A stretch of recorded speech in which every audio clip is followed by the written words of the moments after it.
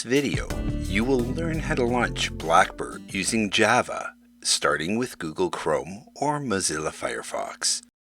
More advanced use of Blackbird requires Java, and you can download it from the link in the YouTube description box below. Note, you may need administrator-level permissions to utilize Java and the web start that will be installed on your computer.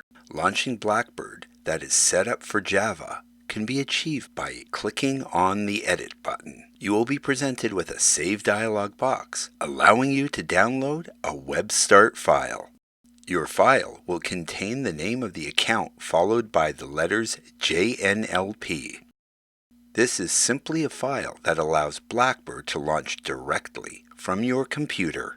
You may get a security warning about the web start file. It's perfectly safe to keep this file on your computer. For Google Chrome, there may be additional dialog boxes to select for final use. If the file was saved to your Downloads folder, we recommend keeping it on your desktop for convenient access. Now, simply double-click on the web start and the Java version of Blackbird will launch.